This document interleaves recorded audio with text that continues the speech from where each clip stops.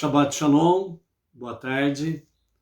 Hoje nós estamos no dia 24 de julho do ano 2021, pelo nosso calendário gregoriano, e pelo nosso calendário judaico. Hoje nós estamos no dia 15 do mês Av do ano 5781.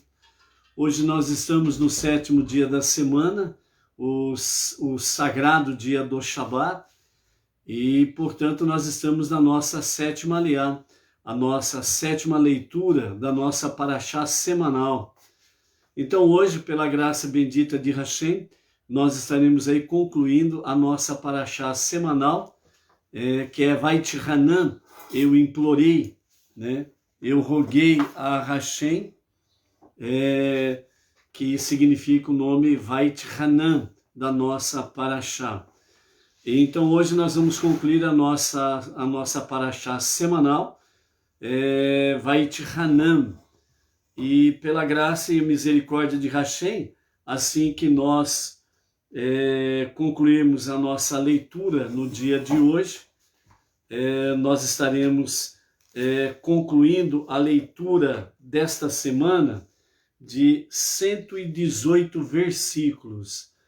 Então, esta semana nós estamos completando hoje a leitura de 118 versículos da nossa paraxá semanal, Vaitchanan, e assim nós vamos concluir então 5.089 versículos lidos, ouvidos e estudados durante esse ciclo do nosso estudos de Torá em à tarde com a Torá.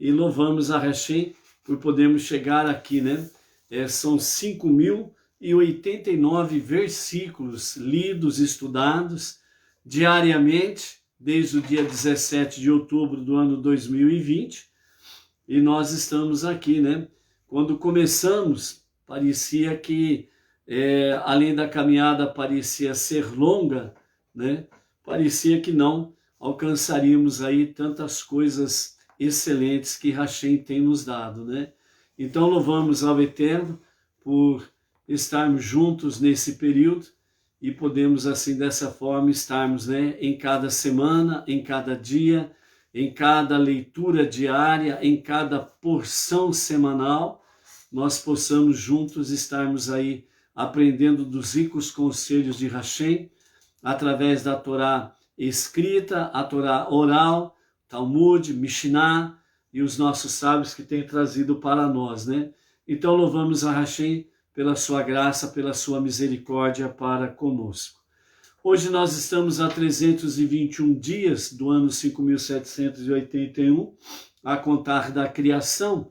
Então hoje nós temos a nossa gota de sabedoria do nosso Rebbe Menachem Mendel, o Tzadik da nossa geração, que fala conosco nesse sentido. Nós estamos dentro daquele grupo de fé e intelecto, que é o título que nós estamos nesse grupo, desses ensinamentos. São 20 ensinamentos, 20 sabedorias do nosso Rebbe, que nos fala sobre fé e intelecto. Então vamos ver o que o Rebbe fala conosco hoje, continuando ainda neste grupo.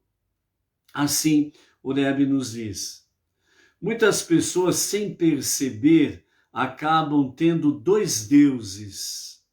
Um Deus é impessoal, uma força transcendente que envolve tudo.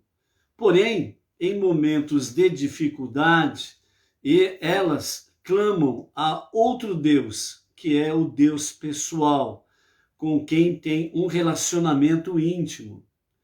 Nossa fé se resume a saber que esses dois, na realidade, é um só. O mesmo Deus que está além de todas as coisas. Ele é o mesmo que ouve seu choro e conta as suas lágrimas. O mesmo Deus que é a força por trás de toda a existência e até a transcende. Ele é o mesmo Deus que se preocupa com o que está sendo preparado em sua cozinha e como você trata os seus semelhantes. Deus não pode ser definido, nem mesmo como transcendente. ele está além de todas as coisas e dentro delas ao mesmo tempo. Como nós ouvimos constantemente pela Torá, Deus, o teu Deus, ou seja, este é o nosso Deus. Então, né, na didática do nosso Rebbe, para falar a respeito da unidade e da unicidade de Hashem, então ele fala nesse princípio justamente para que nós possamos entender que muitas vezes, né, as pessoas acham que há dois deuses, um Deus impessoal e um Deus pessoal, que eles são dois. O Deus impessoal é aquele que transcende, né, todas as coisas, é o Deus geral, vamos assim dizer, né? E é por isso que é chamado de Deus impessoal, né? E o Deus pessoal, que é aquele que exatamente ele ouve, né, o seu choro nas suas dificuldades, quando você clama, e assim também você tem um relacionamento mais íntimo, justamente por causa da situação. Então, dentro dessa didática, o Rebbe vem falar para nós que às vezes as pessoas pensam dessa forma, né? Que são dois deuses, mas na realidade a nossa fé, a nossa emuná, a nossa confiança em Deus faz-nos saber que de fato não são dois, mas um só Deus. Por isso, é o mesmo Deus que está além de todas as coisas, porque Deus é tudo, tudo é Deus. Ele é o mesmo que ouve o seu choro e conta as suas lágrimas. Então esse é o Deus seu pessoal, íntimo, é aquele que você tem mais intimidade. Por quê? Porque nesses momentos de angústia, choro e dor, você vai a ele de uma forma mais íntima, mais pessoal. O seu pedido de socorro, ele é mais pessoal, né? Então você tem mais intimidade com Deus. Ao mesmo tempo, ele é que dá força por trás de toda a existência e até a transcende. Onde se fala, né, o seu relacionamento impessoal, no sentido de que nesta ação aqui, né, Deus é geral, ou seja, é Deus para todos e para tudo, né? Então, por isso, impessoal, né? Então, nós precisamos ter essa visão, né? Deus, o teu Deus, Deus, o nosso Deus. Então ele é impessoal e pessoal. Impessoal no sentido geral, para tudo e para todos. Pessoal é quando nós realmente vamos a ele de uma forma mais chegada, mais íntima, mais pessoal. E isso geralmente acontece de acordo com as nossas ansiedades, nossas aflições, angústia, choro e dor. Então nós vamos a Deus de uma forma mais pessoal. Por isso o Rebbe diz, este é o Deus pessoal, o qual ele não somente ouve o teu choro, mas ele conta as tuas lágrimas, né? Ele é o mesmo Deus que se preocupa com o que está sendo preparado na sua cozinha, né? Então ele é um Deus impessoal, no sentido de que toda a cozinha, toda a mesa do povo, ele está vendo, ele está olhando, né? E ele está se preocupando com isso também, né? E também, ao mesmo tempo, ele é um Deus pessoal, porque ele também está olhando, ele está observando, e ele está preocupado como que você trata o seu semelhante, o seu próximo. Então, o Rebbe nos fala, né? Essa, vamos dizer assim, essa forma de qualificar a Deus, apesar que não tem como qualificar a Deus, mas na nossa linguagem humana, para entendermos, né? Ele agindo de forma impessoal e de forma pessoal, né? Por isso, Deus não pode ser definido, diz o Rebbe, nem mesmo como transcendente. Ele está além de todas as coisas e dentro delas ao mesmo tempo, né? Então, esta é a dinâmica de Deus. né? E por isso que a nossa emuná, ela precisa cada vez mais se fortalecer, como diz a sabedoria de ontem do nosso Rebbe, né? Dentro daquele aspecto que realmente a nossa mente, o nosso intelecto finito e mortal pode compreender. E quando compreendemos, nós precisamos nos esforçarmos um pouco mais para poder ir um pouco mais adiante. Sabedores de que não temos como definir Deus. Deus, ele é um e único, indivisível e incorpóreo. Ele é infinito, Ein Sof.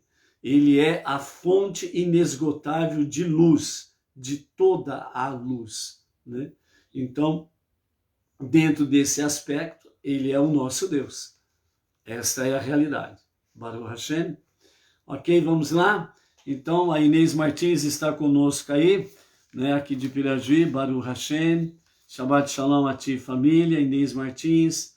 O Josélio Tavares, lá de Silveiras, né, Cachoeiras, né, Paulista, interior de São Paulo, também já está conectado aí. O José Hélio Tavares, né, ontem, quando nós falamos sobre a questão da alma gêmea, né, então ele escreveu, né, ele postou, mas eu não consegui ver, desculpa aí, José Hélio, né, que eu não observei ontem, mas vamos falar agora, ok? Então ele fala aqui da sua alma gêmea, só falta você falar o nome da esposa, o José Hélio Tavares.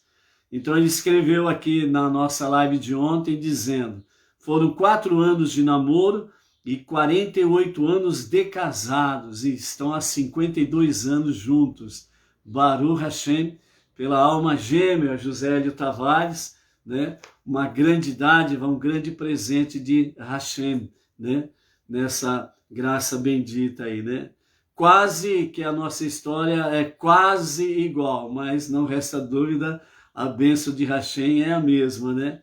Também tive 4 anos de namoro com a minha querida Edna e mais 40, agora em setembro vamos fazer 43 anos de casado.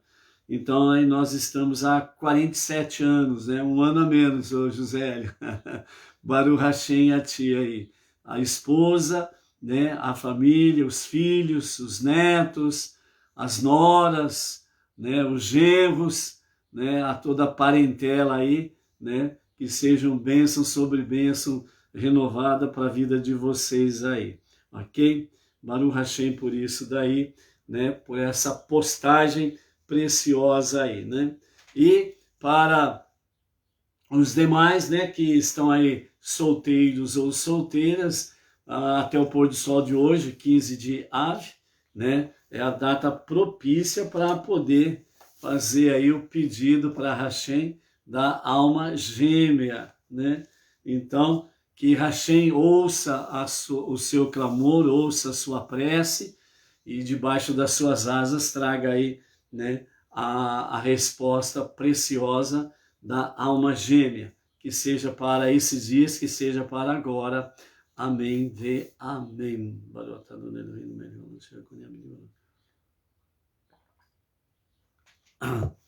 Temos aí o Luiz Ribeiro, de Itaquera, Grande São Paulo, né? Quem mais que está aí? A Malu, né? Distrito Federal.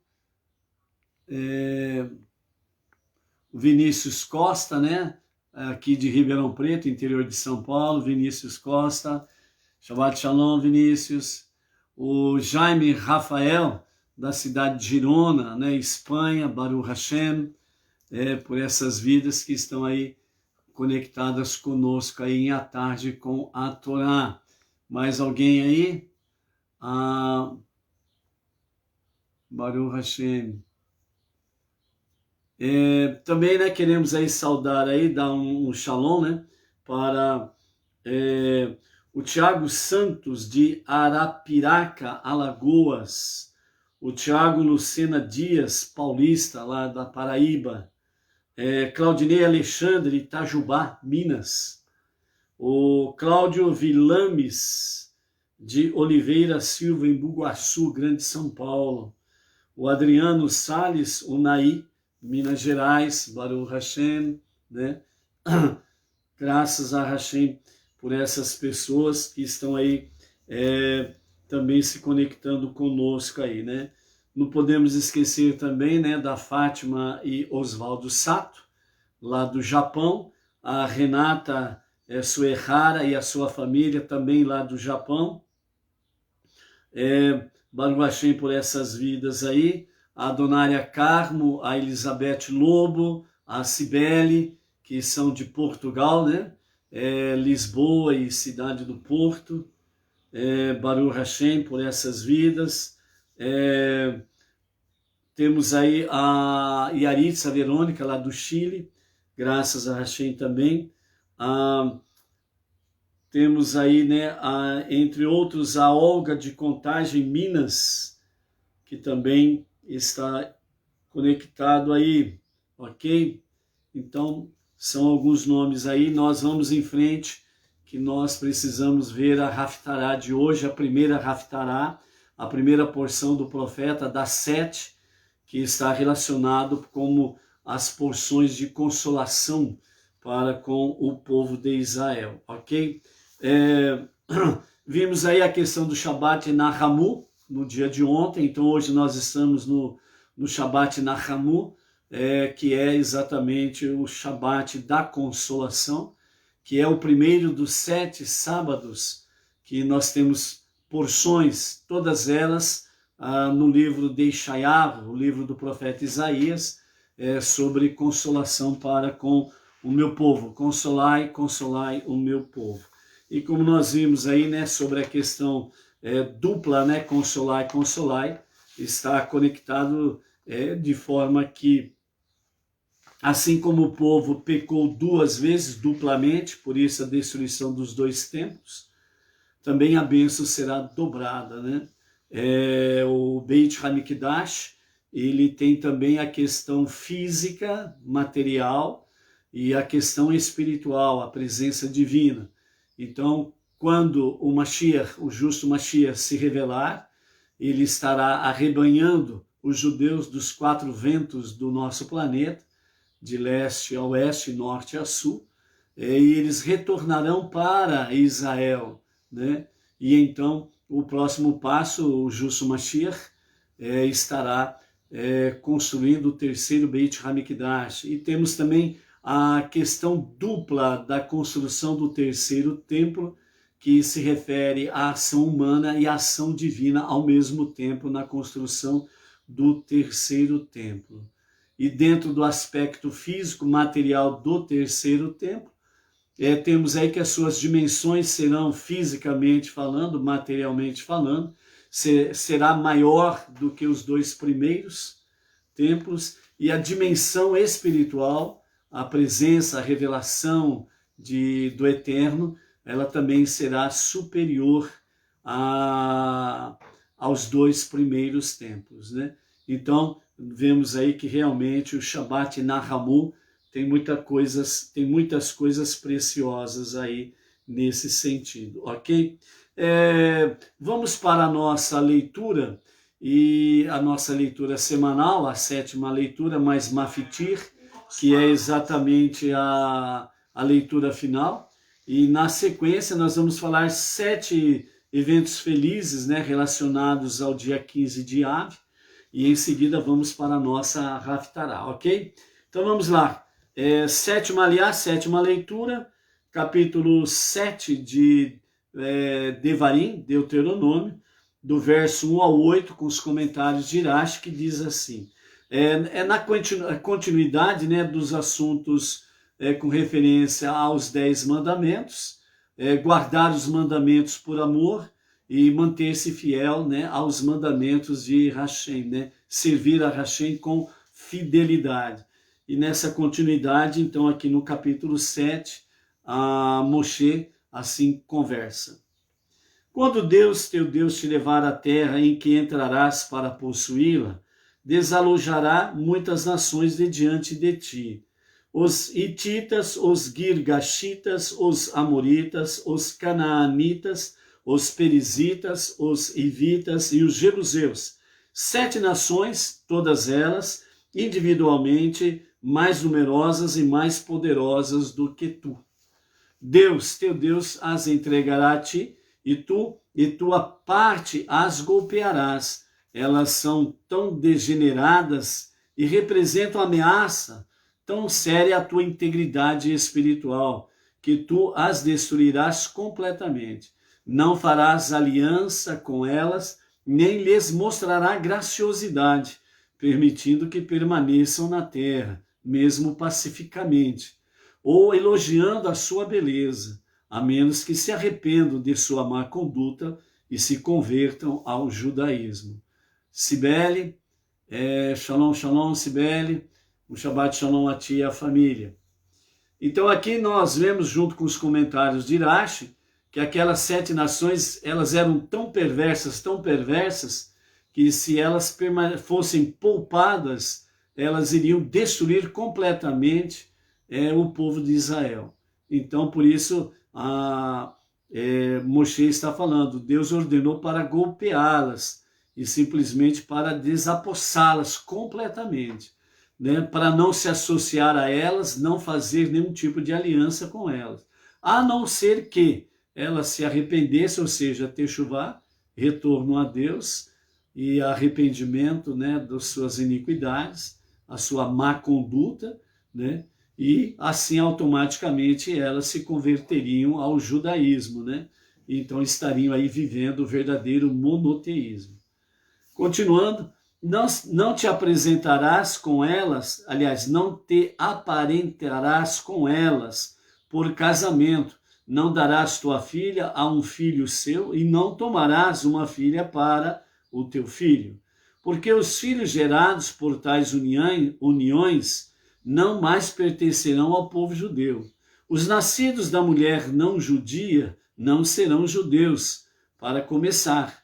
Quanto ao filho de tua filha judia e seu marido não judeu, embora ele seja judeu, o marido desviará teu neto judeu, filho de tua filha, de me seguir, e eles adorarão deidades de outros povos.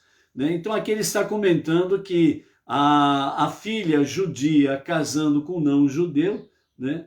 O pai dele, né, que seria então o sogro dela, né, e o avô, né, do filho que nascer, ele automaticamente conduzirá os seus filhos, né, os filhos da mulher judia, os conduzirá às divindades pagãs e aos costumes pagãos, e automaticamente essa assimilação fará com que a identidade judaica da mulher judia e do seu filho judeu, né, venham desaparecer com o tempo.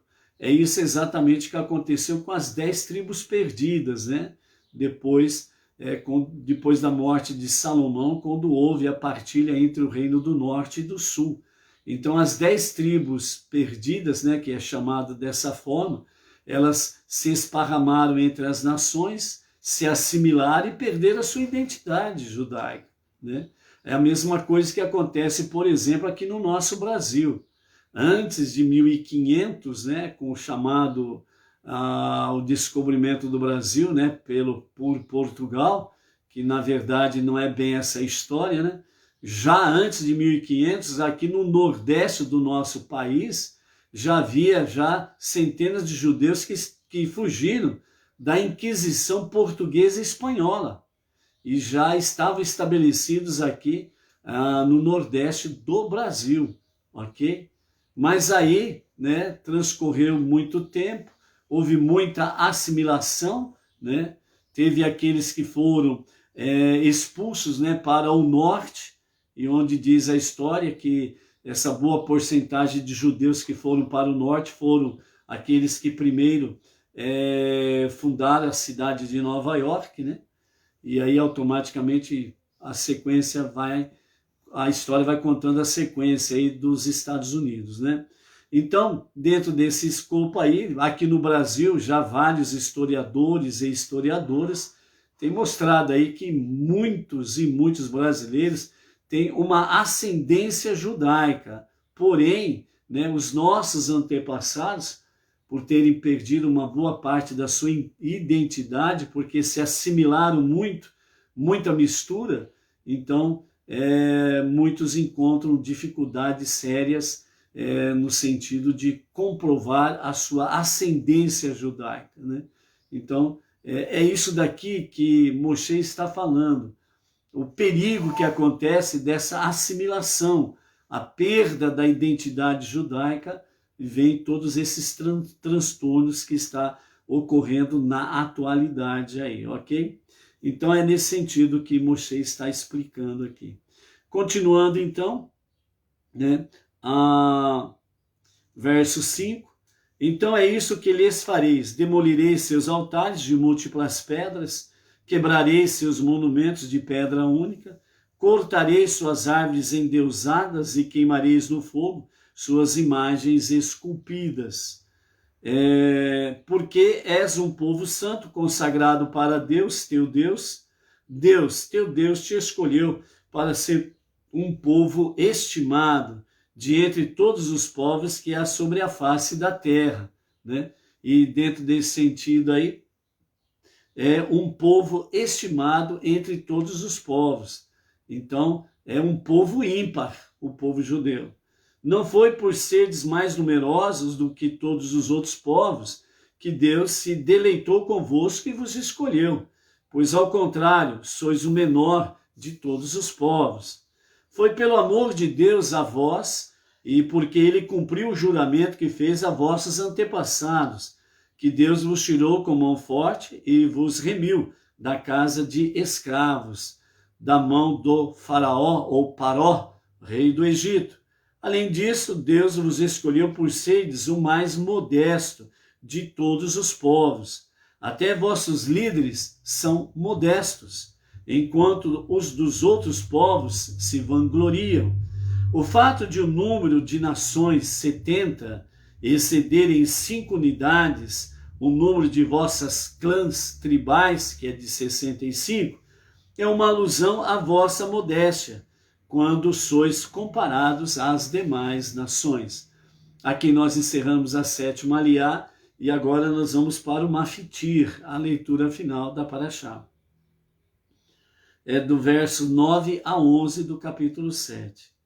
Vendo que Deus cumpriu a promessa que fez a teus antepassados, pode saber com toda certeza que Deus, teu Deus, é o único Deus, que ele é o único Deus verdadeiramente fiel, e que o que eu te disse a respeito de sua lealdade é verdade.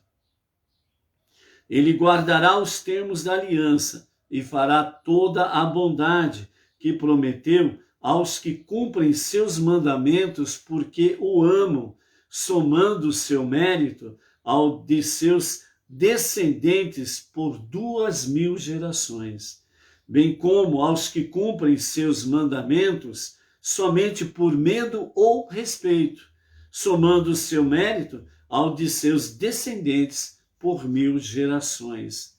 Embora Deus, conforme já mencionado, recompense integralmente a devoção dos que o amam, às vezes as circunstâncias impedem que a recompensa chegue a eles. Nesses casos, obtêm no além tudo que não receberam nesta vida. Por outro lado, ele recompensa integralmente os que o odeiam, por todo o bem que façam na vida enquanto ainda estão vivos, fazendo-os entrar no além, desprovidos de méritos e, portanto, perecer, isto é, não ter vida após a morte.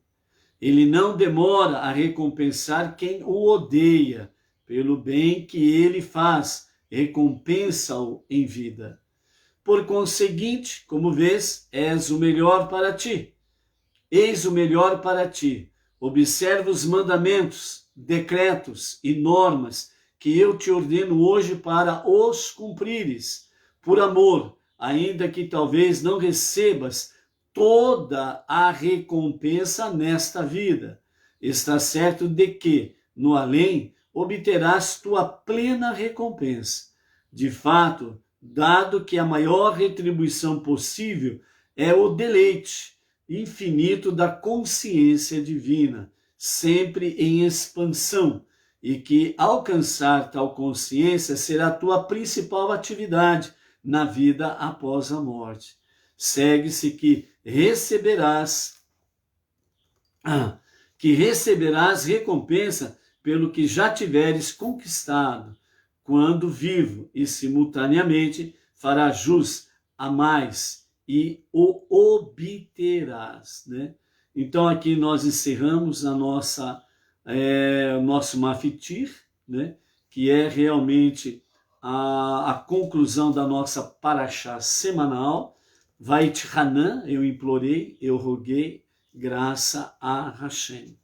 Nessa nossa parte aqui, né? Vemos aqui realmente a nossa sétima leitura falando que és um povo, né, inferior a todos os povos, não é mais numeroso e nem é o mais forte. Tanto é que quando fala a respeito das 7 nações em que eles vão enfrentar na Terra Prometida, ali fala que cada nação, não ela toda junta, cada nação, das 7 nações, cada nação era maior em número do que as 12 tribos de Israel. E também eram mais fortes do que todas as 12 tribos de Israel. Então nós vemos aqui, realmente com os comentários de Rashi, que a conquista da Terra Prometida, ela não foi realmente pela força física das 12 tribos de Israel. Por isso, nós vamos ver mais para frente, dentro do livro de Devarim, em que o Eterno vem alertar, né, o povo de Israel, dizendo, não digas que conquistaste a Terra Prometida pela sua própria força, pela força do teu braço, porque não é. Porque vocês conquistaram essa Terra Prometida foi com a força do meu braço. Então nós vamos ver isso mais detalhado lá na frente. Então, nesse sentido aí, nos mostra que realmente Deus ele continua e permanece à frente daqueles que confiam nele. Então, diante da tua adversidade, diante da tua situação, como nós vimos na gota de sabedoria do nosso Rebbe de hoje, né? O Deus impessoal, o mesmo Deus pessoal, né? Então, a forma de Deus, né, de nós encararmos Deus, né, de forma impessoal, geral, para tudo e para todos, e de forma pessoal, eu e Deus, né, mas permanecendo o único Deus verdadeiramente fiel. E nesse aspecto aí, então nós temos aí, dentro da nossa 7ª aliá, mais a gota de sabedoria do Rebbe. Então, o Deus, o nosso Deus, é aquele que sempre está conosco, né? Nós estamos vendo pela própria história do povo israelita, do povo de Israel, o povo judeu, o filho primogênito de Deus, o nosso irmão mais velho, o povo judeu. Nós estamos vendo aí que, mesmo nas suas falhas, mesmo nos seus momentos de queda espiritual, todavia, eles nunca deixaram de realmente ter a consciência divina que Deus é um e único, indivisível e incorpóreo. Não há outro Deus além dele, mesmo desobedecendo. Eles não perderam a consciência divina. E isso que é importante. Por isso que nos momentos específicos de grande angústia, eles se arrependiam das suas iniquidades e retornavam a quem? Ao único e verdadeiro Deus, que permanecia realmente na guarda, né, como guardião do povo, para que o povo não fosse exterminado. Então, diante das circunstâncias da nossa vida, essa questão que o Rebbe também nos traz, nós não podemos perder essa visão de Deus, não só ele como Deus impessoal, para tudo e para todos, mas como Deus pessoal, o meu Deus. Então nós encontramos várias expressões aqui em que Moshe fala, Deus, o teu Deus, nesse sentido, para que cada judeu tivesse esse impacto na sua vida. Quando Moshe dizia Deus, o teu Deus, então era uma mensagem direta para cada pessoa das 12 tribos de Israel. Então, cada ouvinte, então ele recebia aquela palavra de Moshe, teu Deus, então ele falava, o meu Deus. E quando Moshe dizia Deus, o vosso Deus, era para todo o povo. Então era a questão do Deus impessoal, para todos, para tudo. Então ele também se sentia assim, parte do coletivo que confia em Deus. E quando falava teu Deus, ele sabia que era esse momento meu, pessoal com Deus. Então essa é uma realidade que nós estamos contemplando aqui na nossa sétima aliá. Com referência àquelas 7 nações, a única exceção que Deus faz no sentido de poder conviver com aquele povo é se eles fizessem techuvá, retornassem a Deus, se arrependessem e pudessem realmente se converter ao judaísmo e viver a única fé verdadeiramente monoteísta. Então poderiam, dessa forma, conviverem juntos. Ok? Fora isso, os golpearás. Cada uma dessas nações, as golpearás, as eliminarás, ponto. Porque a sua, vamos dizer aí, né? Tem inclusive até uma bebida aí, né? Uma bebida de cerveja chamada devassa, né? O nome é pesado pra caramba, né? Não resta dúvida, né? Devassa, né? Então essas nações são nações devassas, depravadas, né? Devassas, depravadas estão dentro da mesma retórica e dentro da mesma perversidade, né? Então não se associará com elas e muito menos não farás parentescos com elas, né? As suas filhas casando com os filhos deles e os seus filhos casando com as filhas deles. Então, não fará essa assimilação, né? Porque se perderá a identidade judaica. Então, nesse aspecto, vem a admoestação, né, de Moshe para com o povo, né? Roberto Freitas, Brasília, Distrito Federal, Shabbat Shalom a ti, família. Saulo Rodrigues, né, Joinville, Santa Catarina, Shabbat Shalom a ti, família.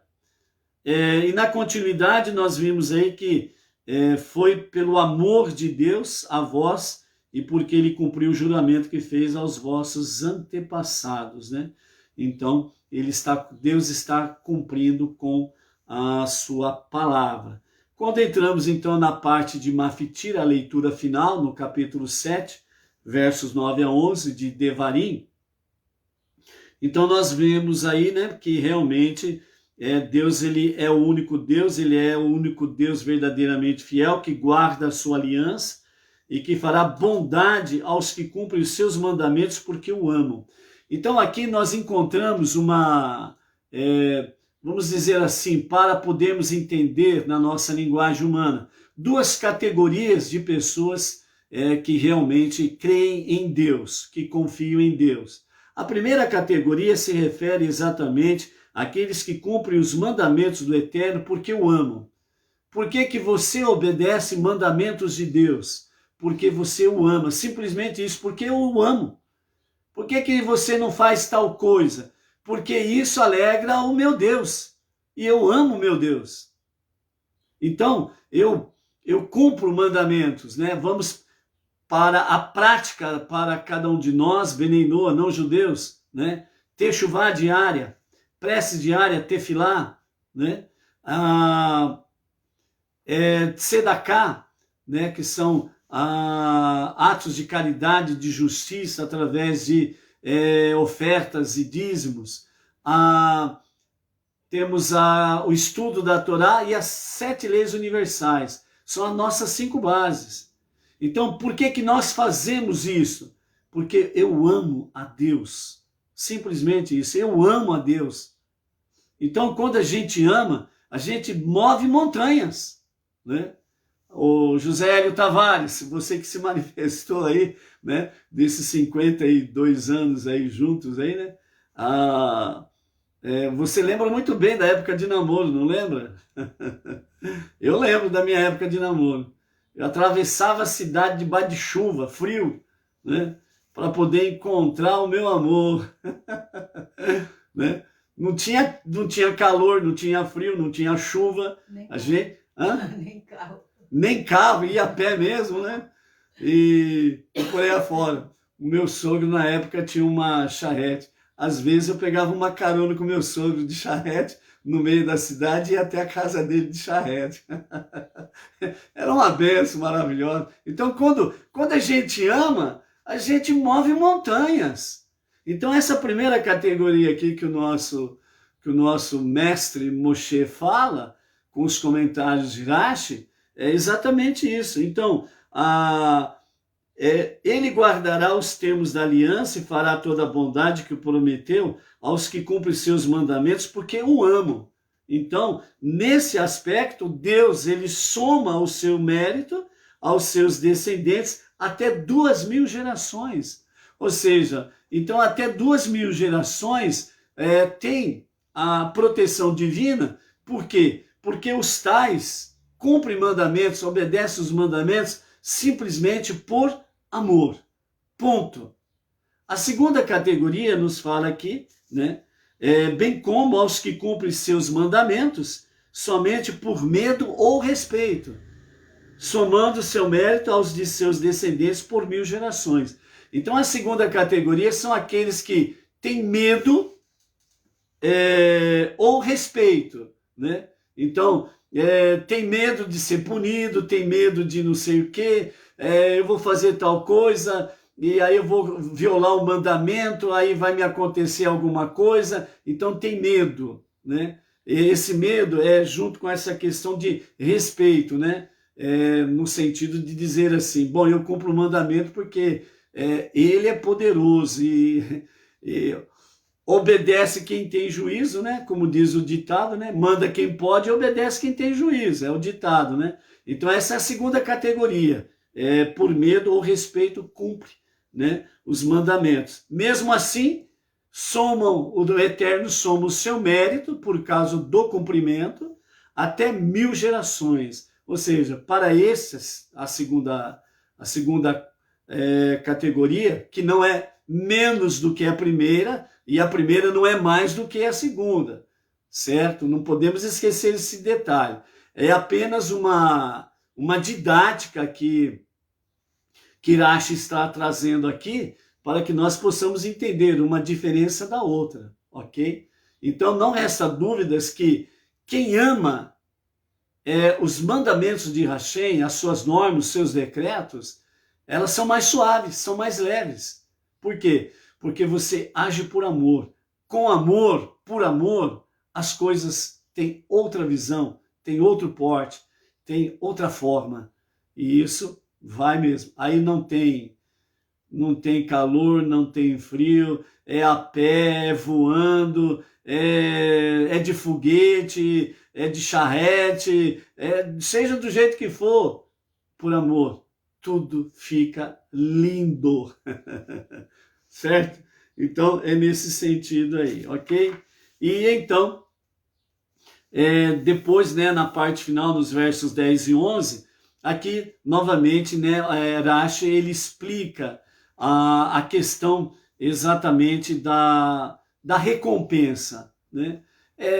Quando alguém diz assim que não pensa em recompensa, em servir a Deus, é meio esquisito isso. Por quê?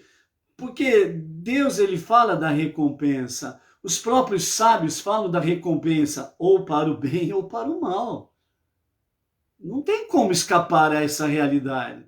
É a mesma coisa, você planta uma árvore frutífera e você planta uma árvore frutífera apenas por plantar, espera que não dê fruto e não quero comer do seu fruto. Ou você planta uma árvore frutífera porque você quer ver os frutos dessa árvore frutífera e quer saborear dos seus frutos. Então você trabalha, você se esforça, você faz um auto-sacrifício, planta uma árvore frutífera, cuida dela, protege, e ela cresce, ela vem com as suas folhagens, posteriormente as suas flores, em seguida os seus frutos, e no tempo adequado você colhe os frutos e vai saborear. É a recompensa do seu trabalho, né? Assim são as coisas referentes a Deus, por isso que ele fala até 2000 gerações e até 1000 gerações. E nos versos 10 e 11, né, vem falar exatamente disso daqui.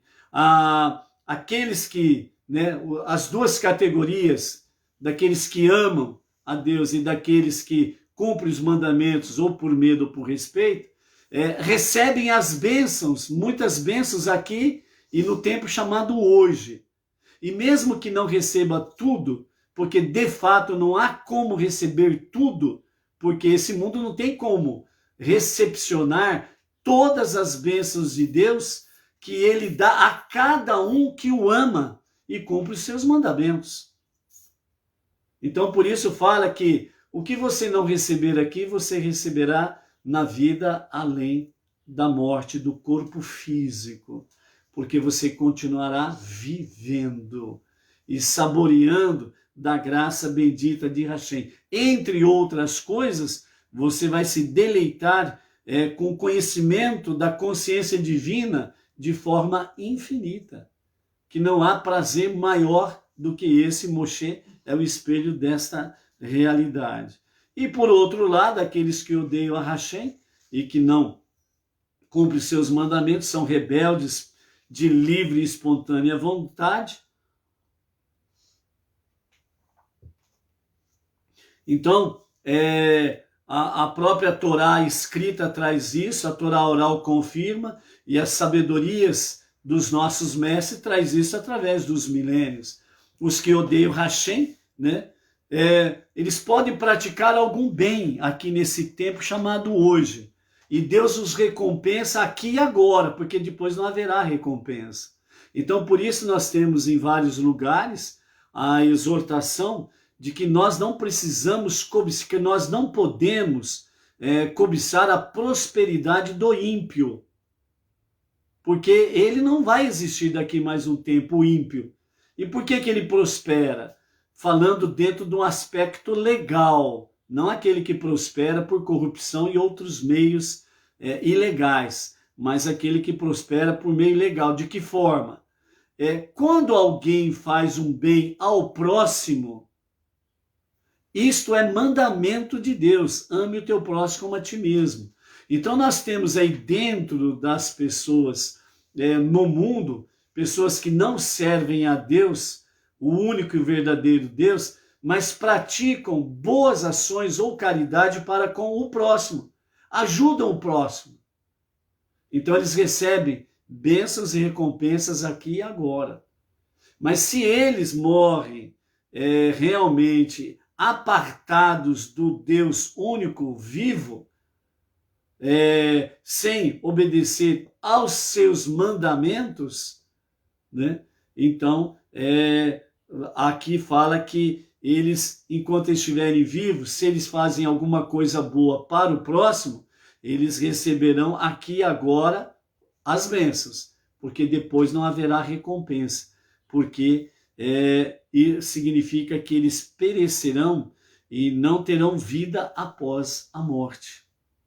Então, também aí mostrando a realidade, como diz lá o profeta Malaquias, né? A diferença daqueles que servem a Deus e daqueles que não servem a Deus. Então, esta é uma realidade. Então, por isso, amados, né? Pela graça e a misericórdia de Hashem, aqui nós encerramos a nossa Parashá semanal. Vamos para a nossa leitura da nossa Haftará, a porção do profeta, também com os comentários de Rashi, né? É a primeira das 7 porções do profeta Isaías. As 7 porções são no livro do profeta Isaías. Hoje a primeira porção da consolação após Tisha B'Av, a destruição dos 2 templos, a data dos 2 templos. Então, a primeira porção do profeta está no capítulo 40 do livro do profeta Isaías, do verso 1 a 26, né? Então, a nossa Haftará diz assim, é importante nós lermos a Haftará para que realmente nós tenhamos aí, principalmente, né, a nossa alma divina, ela possa captar estas mensagens, ser fortalecida e trazer a cada um de nós consolo, né, para as nossas vidas, ok? Aliás, antes de nós lermos, 7 eventos felizes do dia 15 de Ave, que é o dia de hoje, né? Então, primeira coisa, as moças dançavam em Jerusalém. O rabino Shimon ben Gamaliel disse, não houve festivais mais grandiosos para Israel do que o dia 15 de Ave e Yom Kippur, após o dia de Yom Kippur. Nesses dias, as filhas de Jerusalém saíam e dançavam nos vinhedos. E o que elas diziam? Jovem, levante os olhos e veja o que você selecionou para si mesmo. Está escrito no Talmud. O Talmud prossegue listando mais vários outros acontecimentos, né? Aqui dentro desse primeiro aspecto, né, as moças dançavam, venham ver o que você selecionou para si mesmo, né? Aqui está falando sobre a questão da alma gêmea aí, ok? A segunda questão é a morte da geração do Êxodo, cessou, né? Vários meses após o povo de Israel ter sido libertado da escravidão egípcia, o incidente dos espiões demonstrou seu despreparo para a tarefa de conquistar a terra de Canaã e desenvolvê-la como a Terra Santa. Deus decretou que toda aquela geração morreria no deserto e que seus filhos entrariam na terra em seu lugar, conforme está em Bamidbar, Números, capítulo 13 e 14. Depois de 40 anos vagando pelo deserto, a morte finalmente cessou e uma nova geração de judeus estava pronta para entrar na Terra Santa. Isso ocorreu no dia 15 de Ave, do ano 2487 a contar da criação, e no ano 1274 antes da Era Comum. Enquanto os membros dessa geração condenada ainda estavam vivos, Deus não se comunicava com Moshe de maneira afetuosa. Assim que o último desses homens morreu, mais uma vez Deus voltou a se comunicar com Moshe de forma amorosa no dia 15 de Ave. Terceiro, as tribos de Israel foram autorizadas a casarem-se entre si, né? Então, a partir do dia 15 de Ave, dentro desse aspecto aqui, as tribos foram autorizadas a casarem entre si, como está lá em Números, capítulo 36. O quarto fator é a tribo de Benjamim teve permissão de reentrar na comunidade, né? A tribo de Benjamim tinha sido excomungada pelo incidente da concubina de Givá, como está escrito lá em Juízes, Shofetim, capítulos 19 a 21, e depois foi readmitida, né? Porque Otoniel, no ano 2533, que liderou o povo no ano 2533 até 2573, a contar da criação, que corresponde aos anos 1228 a 1188, antes da Era Comum. Então, nesses dois casos, nós tivemos aí, né, casamentos felizes no meio do povo de Israel. A quinto foi Oxéia ben Elá, abriu as estradas para Jerusalém. Após a divisão da Terra Santa em dois reinos, com a morte do rei Salomão no ano 2964, a contar da criação, e 797 anos antes da Era Comum, Jeroboão ben Nebat, governante do separatista Reino do Norte de Israel, montou barreiras para impedir que seus cidadãos realizassem as 3 peregrinações anuais ao templo em Jerusalém. Jeroboão liderou o Reino do Norte, as 10 tribos, posteriormente as 10 tribos perdidas, né? Fez separação com o Reino do Sul, o reino de Yehudá. As barreiras foram finalmente removidas mais de 200 anos depois, por Oxéia ben Elar, o último rei do Reino do Norte, no dia 15 de Av do ano 3187, a contar da criação, e 574 antes da Era Comum. O sexto fator foi os mortos de Betar foram autorizados a serem enterrados. A fortaleza de Betar, que foi destruída, né, pelas legiões romanas, devido à rebelião de Bar Kokhba. Quando Betar caiu no dia 9 de Av, do ano 3893, da contagem da criação, e 133 antes da Era Comum. Aliás, 133 na Era Comum. Bar Kokhba e muitos milhares de judeus foram mortos. Os romanos massacraram os sobreviventes da batalha com grande crueldade e proibiram os judeus de enterrarem os seus mortos. Quando os mortos de Betar, né, no ano 133 da nossa Era Comum, foram finalmente autorizados, né, a serem sepultados, a destruição aconteceu no ano 133 da nossa Era Comum. No dia 15 de Av do ano 3908, a contar da criação, e no ano 148 da Era Comum, uma bênção adicional foi acrescentada à graça após as refeições em comemoração a esse episódio, de poder sepultar os seus mortos. E a sétima foi o dia da quebra do martelo.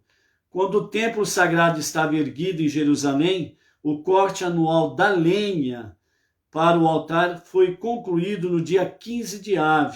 O evento era celebrado com festa e alegria. E como é costume, na conclusão de um esforço sagrado, né, festa e alegria. E incluía uma quebra cerimonial dos machados, que deu um nome ao dia, ok? Então esses são os 7 fatores aí, né, resumidos das alegrias do dia 15 de Av, ok? Para os solteiros e solteiras, a alma gêmea. Para os casados, a renovação do amor. Baruch Hashem por isso. Vamos em frente. Isaías capítulo 40. Certo, Edna? Capítulo 40, verso 1 e 26, com os comentários de Irache. A Parashá, aliás, a Haftará, porção do profeta da consolação. Depois de concluir suas profecias de punição corretiva, Isaías consola o povo judeu falando de seu futuro glorioso. Consolai, sim, consolai o meu povo, diz vosso Deus, dirigindo-se a seus profetas. Falai ao coração de Jerusalém e clamai-lhe, pois embora esteja vazia agora, ela ficará repleta de sua hoste. Seus exilados que voltarão, porque sua iniquidade foi mais do que aplacada, pois ela recebeu castigo em dobro da mão de Deus por todos os seus pecados, e por conseguinte será duplamente consolada. Uma voz proveniente de Deus clama a seus anjos dizendo: limpai o caminho de Deus no deserto para Jerusalém, aplanai uma estrada no ermo para nosso Deus, de modo que seu povo possa voltar do exílio.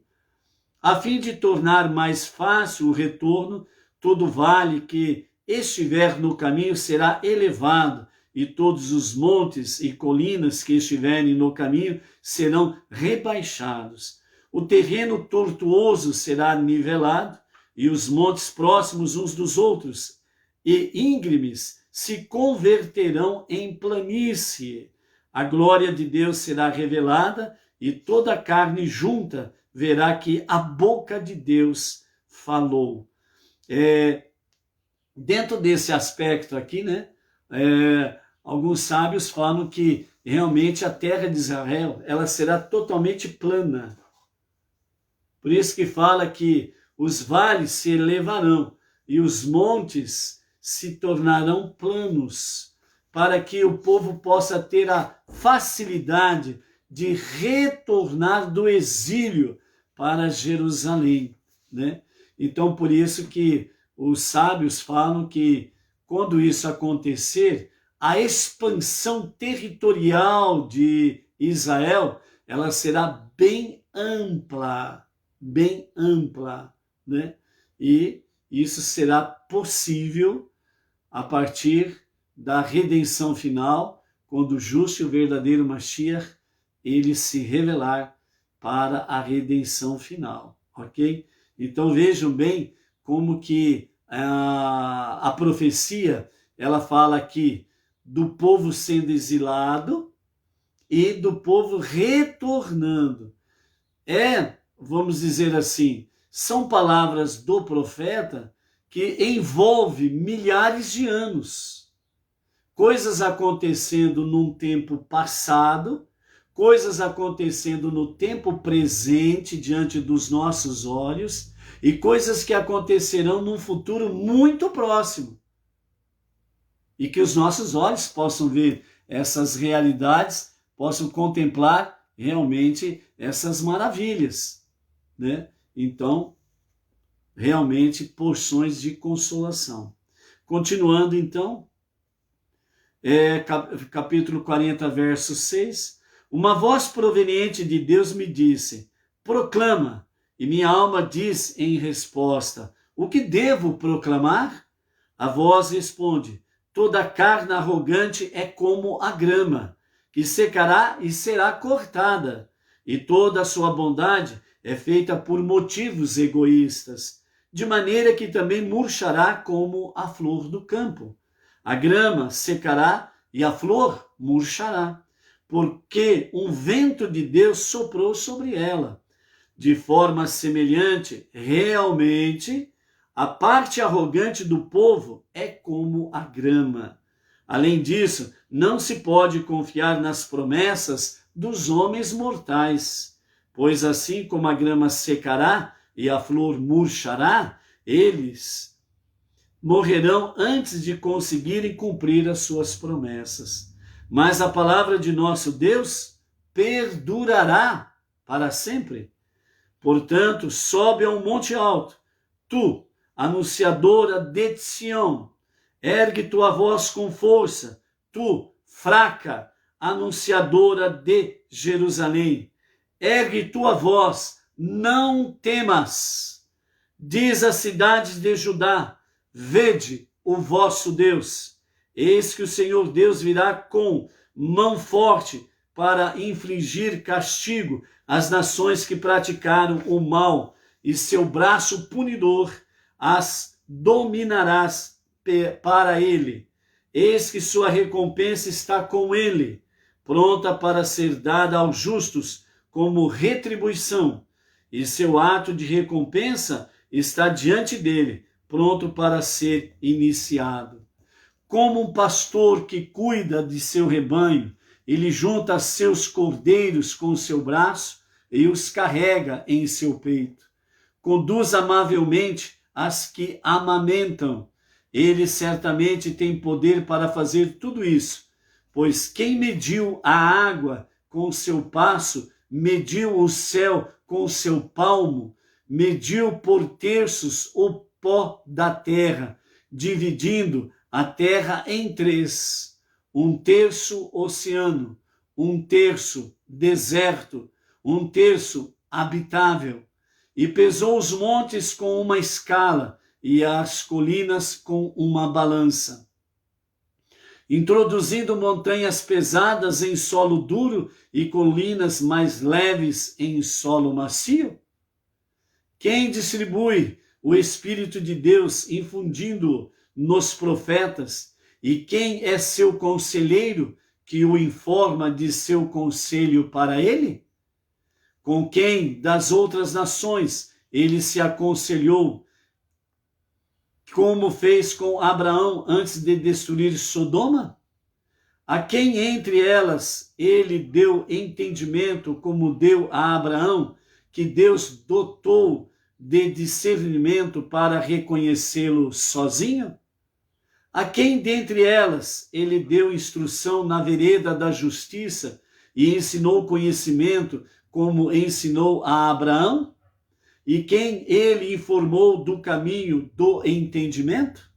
Ninguém das nações do mundo poderia aconselhar Deus, pois eis que, no que diz respeito à influência ou valor moral, as nações são como uma gota de água amarga que vaza de um balde em putrefação, sem méritos suficientes para ele nomear profetas dentre elas, aos quais pudesse revelar seus pensamentos.